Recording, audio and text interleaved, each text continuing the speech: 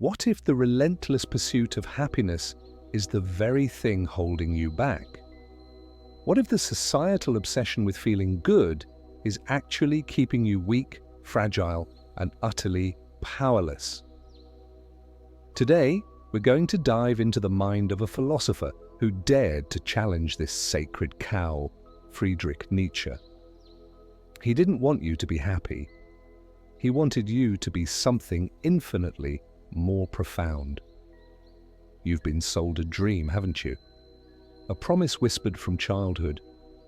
Work hard, achieve much, acquire enough, and then finally, you'll reach a state of unbroken bliss.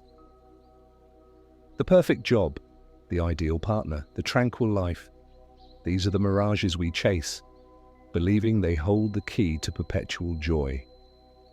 But you know that feeling, don't you? That quiet dissatisfaction, that hollow ache that lingers even after you've succeeded. The fleeting high of achievement fades, leaving you scanning the horizon for the next external fix. You buy the next thing, chase the next promotion, seek the next relationship, convinced this time it will stick. This endless striving, this desperate cling to fleeting pleasure is a trap. And Nietzsche saw it for what it was, a dangerous delusion that prevents true human potential from ever taking root. Nietzsche's philosophy isn't for the faint of heart. He wasn't interested in comfort or superficial contentment. He was obsessed with strength. Not the strength of dominating others, but the ferocious inner power of self-overcoming. He called it the will to power. Imagine a mountain climber. Do they climb because it's easy? Because it's comfortable? No, they climb because it's hard. Because the struggle against gravity, against their own limits, forges them into something new, something greater. Nietzsche understood that the path to real power runs directly through suffering, not around it. Not by avoiding pain, but by embracing it, by letting it sharpen you, define you, and ultimately liberate you. He believed that avoiding discomfort, that constantly seeking the path of least resistance, makes us weak. It prevents us from discovering the immense reserves of strength that lie dormant within us, waiting to be awakened by challenge. Consider your own life. Every time you've truly grown, truly transformed, has it been during periods of serene happiness? Or has it been forged in the crucible of adversity? When you faced a breakup that shattered your world, when you lost a job that felt like your identity, when you confronted a fear that seemed insurmountable, those moments, often painful, are where your true power was born. This brings us to one of Nietzsche's most radical ideas, Amor Fati, love of fate. This isn't passive resignation, not merely accepting what happens. It's an active, fierce embrace of everything that has occurred, is occurring, and will occur in your life. Every triumph, every failure, every joy, every agony, all of it is essential to who you are becoming. Think about the most difficult experiences you've endured, the ones that brought you to your knees. Could you look back at them, not with regret or resentment, but with a profound sense of gratitude? Could you say, yes, this had to happen. This pain was necessary for me to become the person I am today. This is not a call for masochism. It is a call for a radical honesty about the nature of existence. Life is not a perpetual garden of roses. It is a wild, untamed landscape, full of both breathtaking beauty and treacherous ravines. To truly live, to truly thrive, you must learn to navigate it all, to find meaning even in the darkest valleys. The problem with chasing happiness is that it creates a constant pressure to avoid anything that feels unpleasant. It trains us to be delicate, to retreat at the first sign of friction.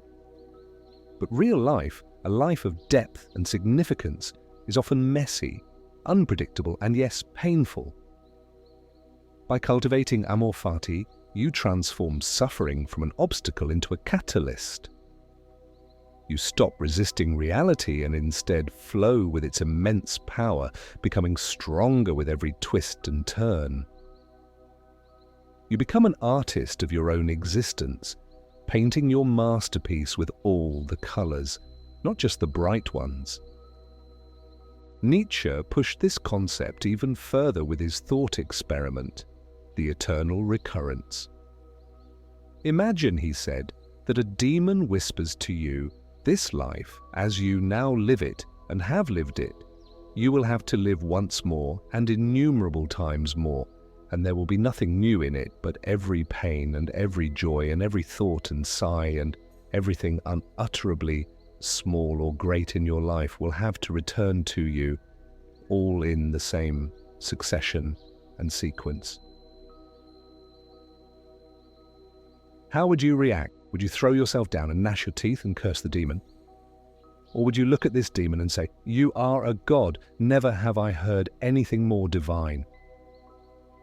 This isn't a theory about reincarnation. It's a test, a radical challenge to how you live your life right now.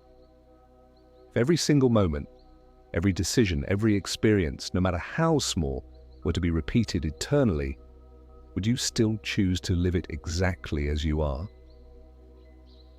This thought experiment forces you to confront your values. If your current life is one of evasion, of constantly seeking comfort and avoiding discomfort, then the thought of eternal recurrence would be a curse. It would be a nightmare. But if you embrace your fate, if you live with such intensity and authenticity that you wouldn't change a single thing, then it becomes the ultimate affirmation. It becomes a divine blessing.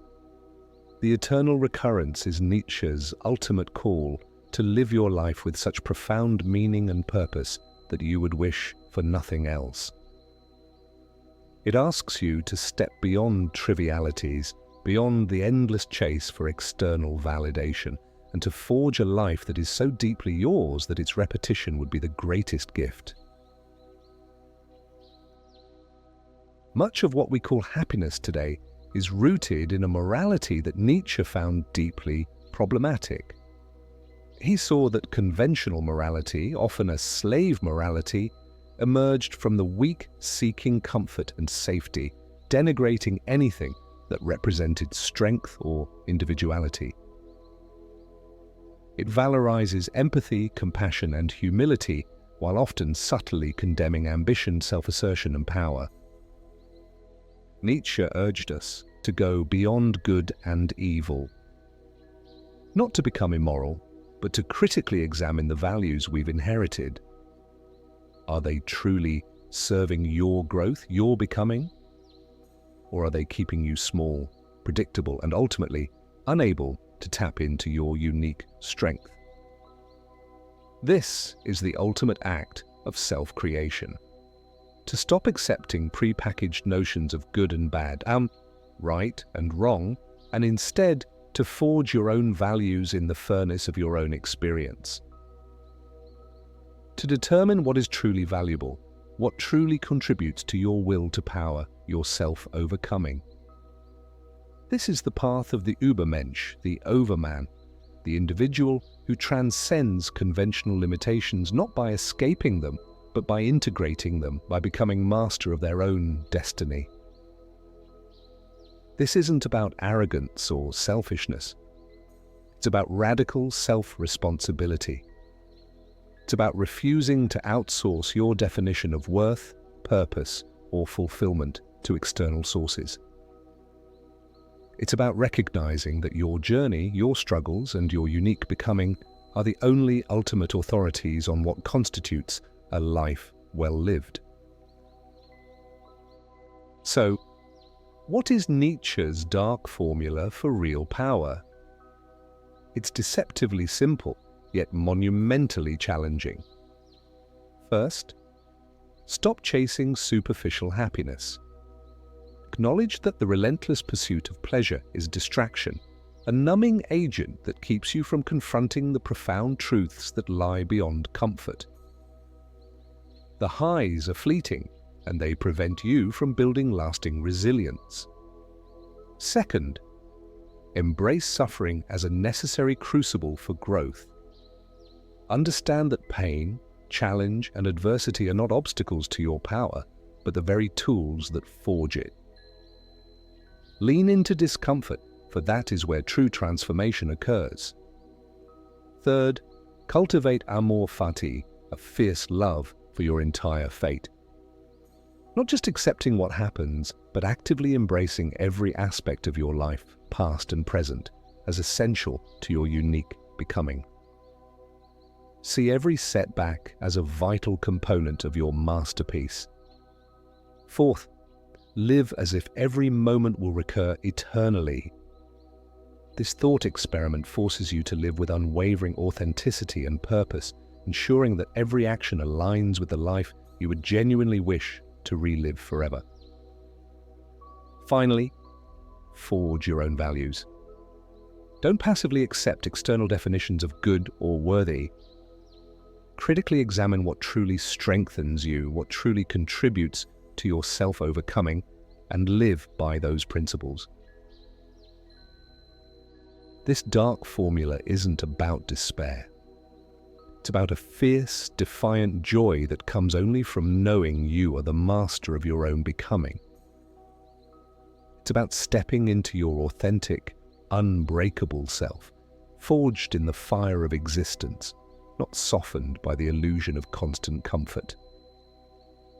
Imagine waking up each day not with the pressure to be happy, but with the profound intention to be strong, to be true, to be fully alive, embracing the entirety of your human experience. This is the ultimate freedom, the ultimate power. It's a power that cannot be given, and it certainly cannot be taken away. Self-generated, self-sustained, and utterly resilient. So, stop trying to be happy. Start trying to be powerful. Embrace the darkness, for it is there you will find your deepest light. It is there you will discover the strength you never knew you possessed. And it is there you will begin to live a life not just of fleeting joy, but of profound, enduring significance. The journey to your true self begins when you stop running from what is difficult and start embracing all that you are.